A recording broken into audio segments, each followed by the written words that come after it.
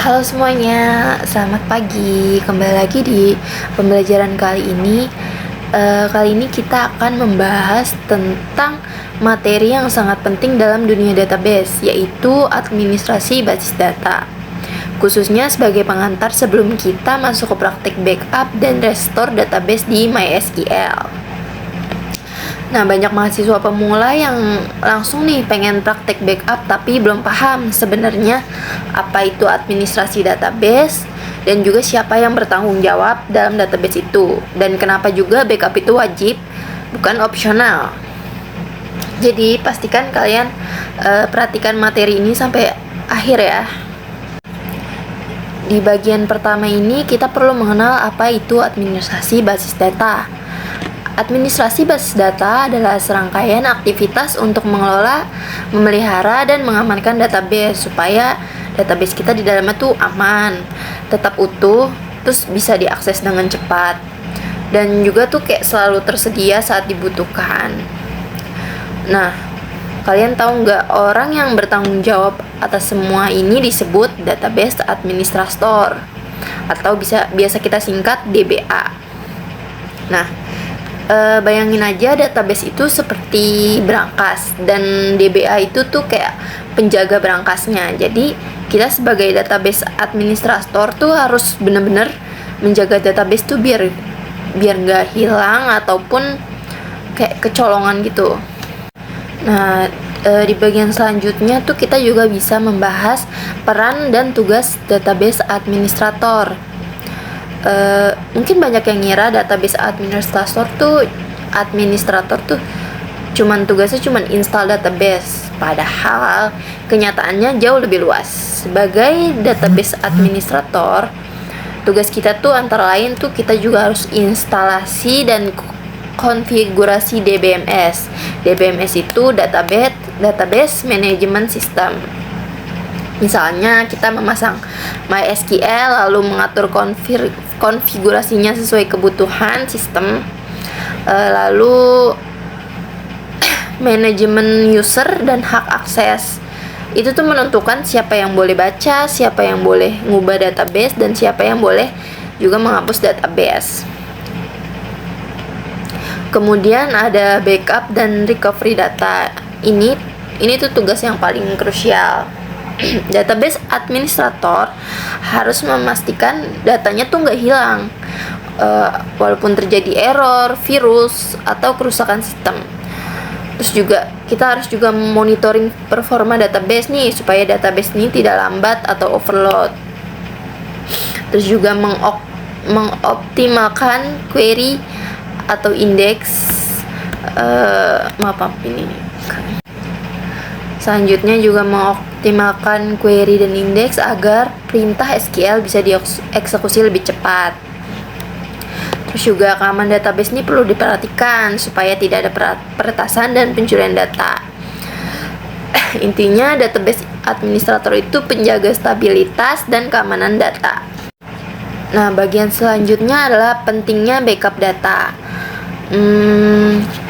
Backup itu tuh bukan untuk hari ini aja ya, tapi untuk penyesalan di masa depan. Kalau nggak dilakuin tuh, misalnya di masa depan database kita hilang, nah itu kita bakal nyesel. Jadi kita harus backup. Nah, backup itu adalah proses menyalin database ke tempat sebagai cadangan. Tujuannya sewaktu-waktu kalau database kita hilang, terus juga rusak ataupun kesalahan manusia, human error, atau tiba-tiba kehapus, itu juga bisa. Nah, backup tuh harus dilakukan secara rutin ya. Misalnya seminggu beberapa kali ataupun sebulan beberapa kali. Itu kita tuh nggak bisa backup sekali aja tuh. Nah, kemudian ada jenis-jenis backup. Backup tuh terbagi dari beberapa jenis. Yang pertama ada backup otomatis, biasanya menggunakan replication, yaitu database kayak otomatis utama disalin ke server lain dan juga data tersinkron secara real time. Jenis ini biasanya dipakai oleh sistem skala besar seperti perbankan ataupun e-commerce. Nah, yang kedua tuh ada backup manual. Ini dilakukan langsung oleh kita sebagai database administrator menggunakan perintah tertentu atau tools.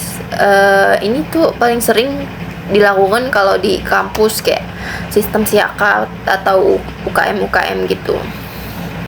Nah, selanjutnya tuh ada backup dalam bentuk SQL dump. Backup manual biasanya menghasilkan SQL dump. Terus isi filenya itu antara lain create database, create table, atau insert into. Artinya apa? Kalau file ini dijalankan, database bisa terbentuk kembali dengan isinya. Jadi kalau kita udah create table, insert into itu kalau dijalanin, database tuh bisa muncul lagi terus lengkap sama isinya.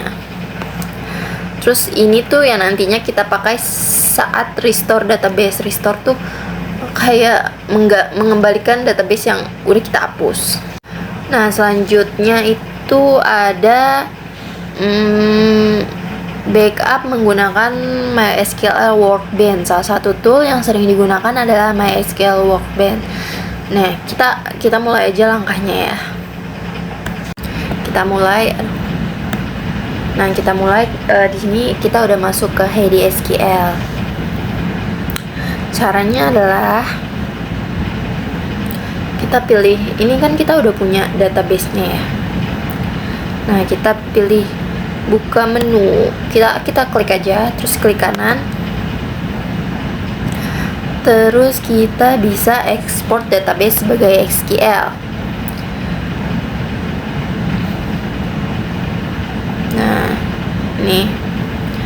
Nah ini buat nah, tampilannya seperti ini ya.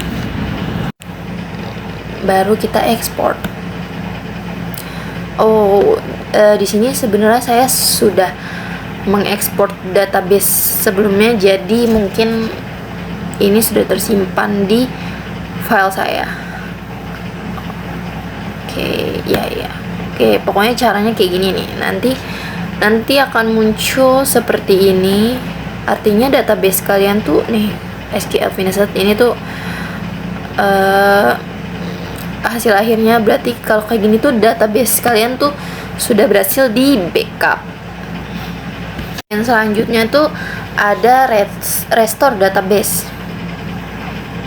Kalau backup itu menyimpan, restore itu berarti mengembalikan. Restore tuh dilakukan kalau databasenya rusak, servernya pindah, kayak misalnya kalian punya laptop ini terus kalian mau ganti, itu kalian bisa pindahin ke laptop yang baru. Terus juga atau database terhapus, restore bisa dilakukan dengan perintah SQL, MySQL Workbench juga, terus ada tools lainnya.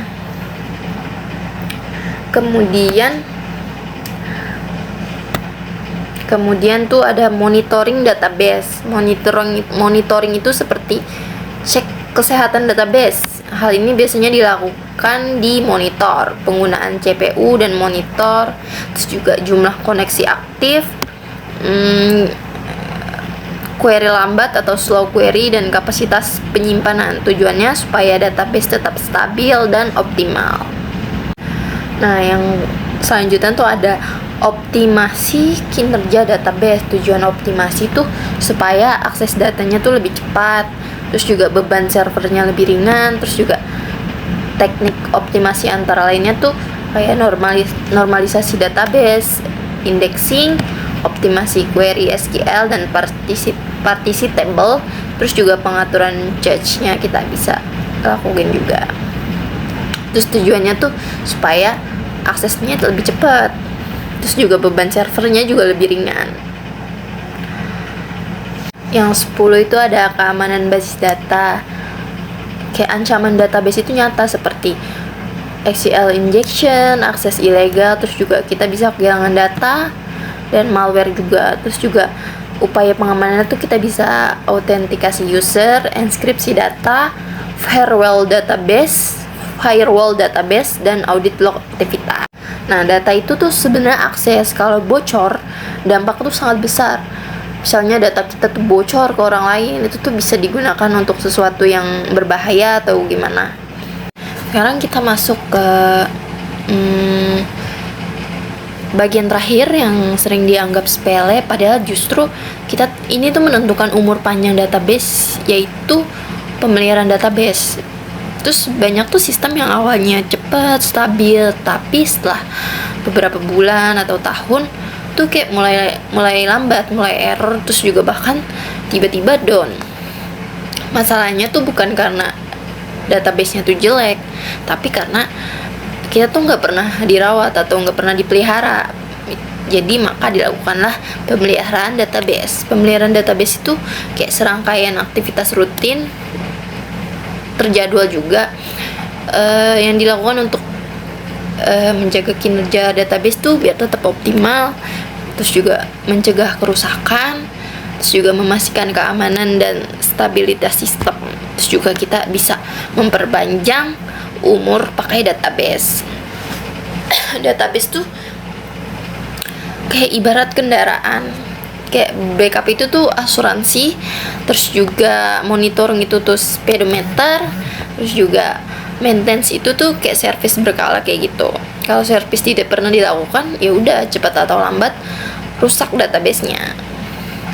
Nah, pemeliharaan database tuh kegiatannya ada meliputi berbagai macam, kayak database cleaning, yaitu seiring waktu database akan menyimpan database lama yang itu tuh udah nggak pakai, terus juga duplikat, lalu juga data sementara atau temporary data atau log yang menumpuk. Kalau dibiarin, ukuran database tuh bisa membengkak, terus juga query jadi lambat dan backup jadi lebih lama. Contohnya tuh kayak kita menghapus data dari data transaksi lama yang sudah diarsipkan, menghapus user yang nggak aktif, atau membersihkan tabel sementara. Prinsipnya tuh penting, hapus dengan aturan, tuh bukan asal ngapus aja ya, tapi dengan aturan. Yang kedua tuh ada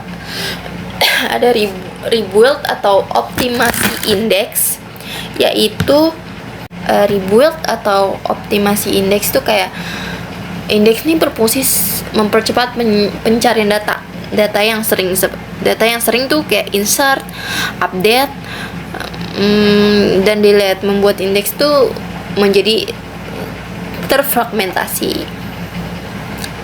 Akibatnya indeks tuh justru nggak efisien, performa query-nya menurun. Solusinya ya rebuild index ini atau optimize table. Di MySQL ini tuh juga sering dilakukan buat table transaksi, table dengan data besar. Yang selanjutnya tuh ada pemeriksaan dan pembersihan log. Database menghasilkan berbagai log seperti error log, slow query log, general log, dan binary log. Kalau errornya nggak pernah dicek, nggak pernah dibersihin, maka tuh kayak storage-nya atau penyimpanannya bisa penuh, terus error penting tuh nggak terdeteksi.